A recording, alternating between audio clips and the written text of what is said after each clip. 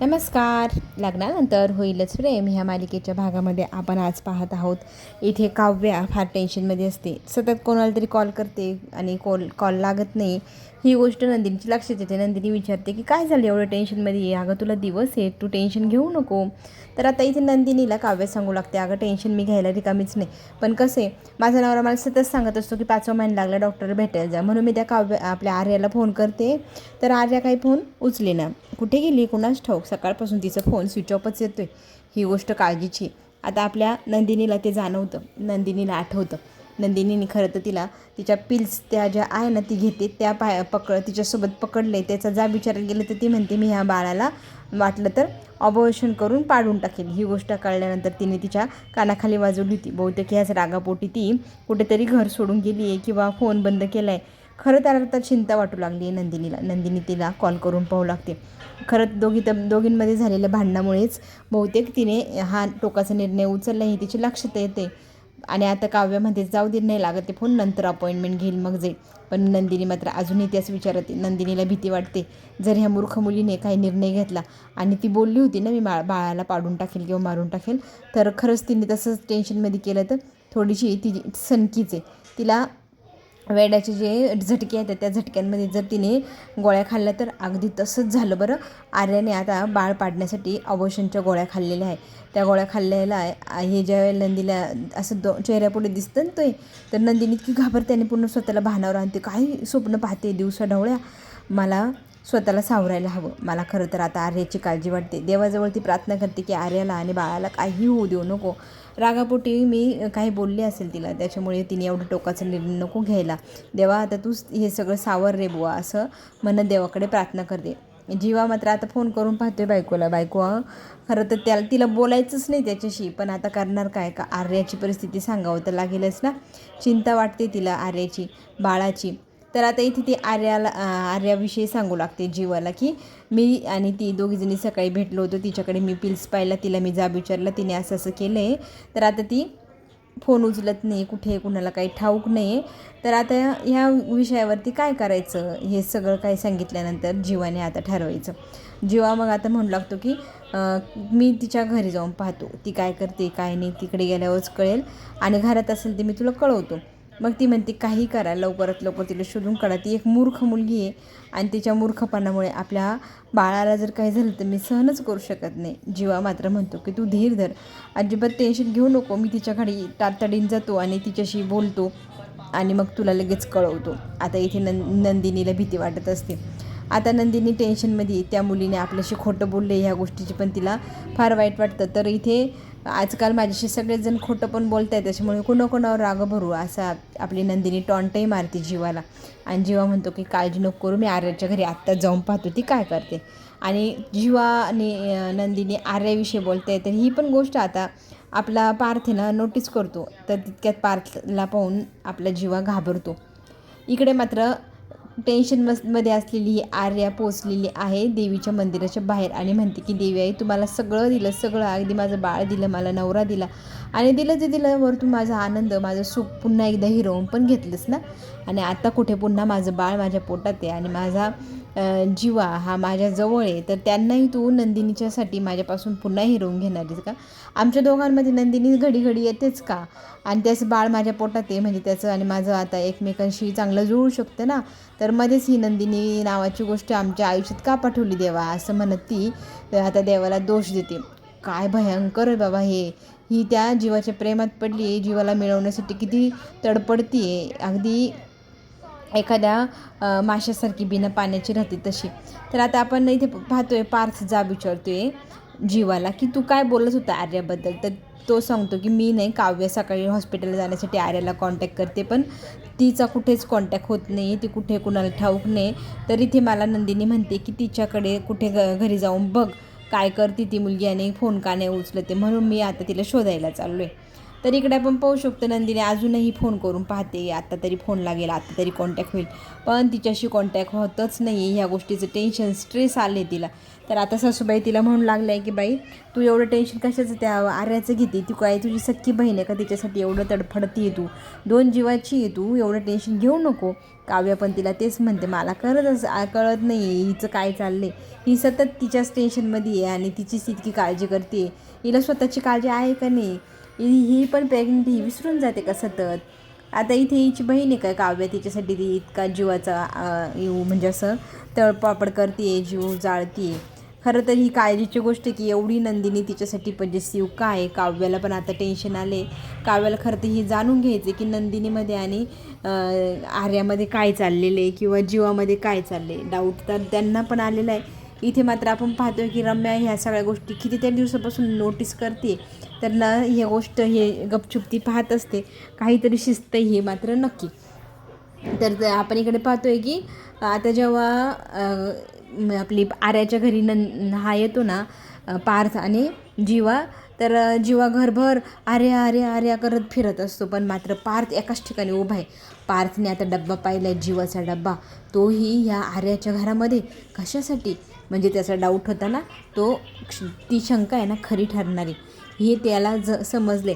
आता इथे तिच्या चपला सगळं सामान इथे घरात कुलूप नाही, लॉक नाही, काही नाही, एवढं घर उघडं सोडून कुठे गेली. तर त्याला आठवतं की ती म्हणाली होती, मी जेव्हा आपण उदास होते ना तेव्हा अगदी चप्पलसुद्धा न घालता अशीच अशी उठून निघून जाते माझ्या फेवरेट जागेवर.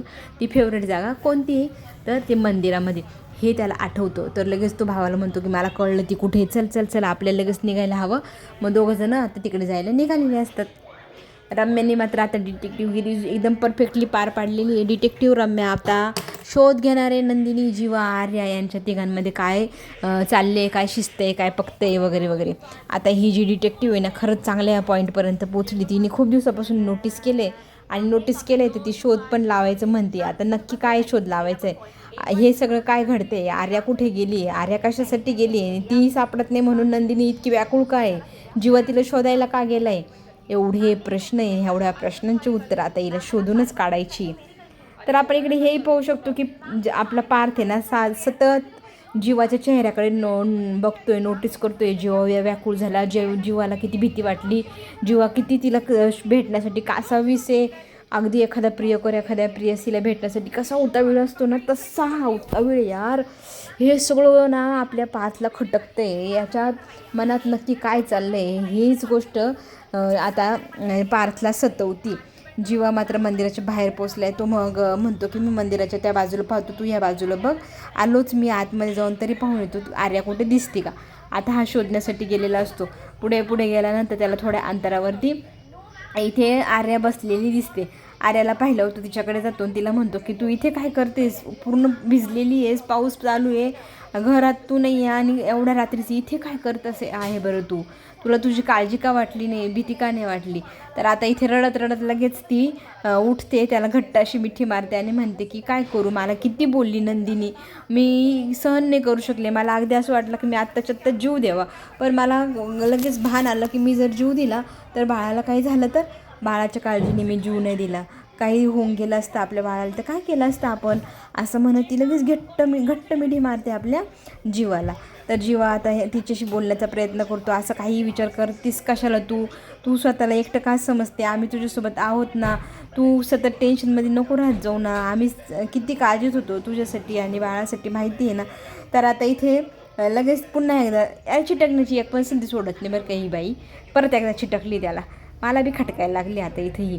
आता हे सगळं आपल्या पार्थने पाहिलं, पार्थला इतकं भयंकर शॉक बसलं आहे, हा इतका कसा काय बदलला, हा हिच्या प्रेमात कसा काय पडला, हा जो प्रश्न पडला आहे ना आपल्या पार्थला, ह्या प्रश्नाचं उत्तर आता जीवाकडे तो मागणार म्हणजे मागणार, अजिबात सोडणार नाही जीवाला. जीवा आता घाबरतो, दादाला आल्या आल्या पटकन आर्याला दूर सरसवतो आणि दोघंजणं असे उभे राहतात त्यांच्यासमोर. तर आपला पार्थ मात्र एकदम एकटक त्यांनाच पाहतोय. फारच वेगळी सिच्युएशन आपल्याला पाहायला मिळणार आहे, इंटरेस्टिंग पण आहे. तर आपण इकडे पाहतोय आपल्या नंदिनीच्या जीवाची जी कालभूल झाला आहे, जो काय म्हणतो आपण, असा माजला आहे तिच्या मनामध्ये कालवा, तिच्या प्रश्नच मनामध्ये कितीतरी प्रश्नांचं उधाण आलं आहे, उधाण.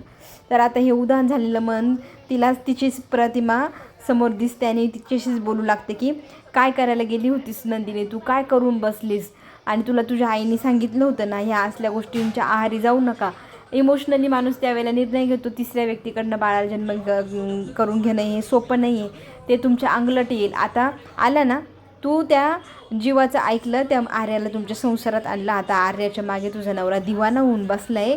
तुझी आई तुला एवढं सांगत होती त्यावेळेला, तू प्रेमाच्या मध्ये आंधळी झाली होती, तू भानावर आली नाही. आणि आता तू काय निर्णय घेऊन बसलीस, पाहिले ना किती मोठी चूक केली आहेस तू. तुझा नवराही तू गमावून बसली आहेस.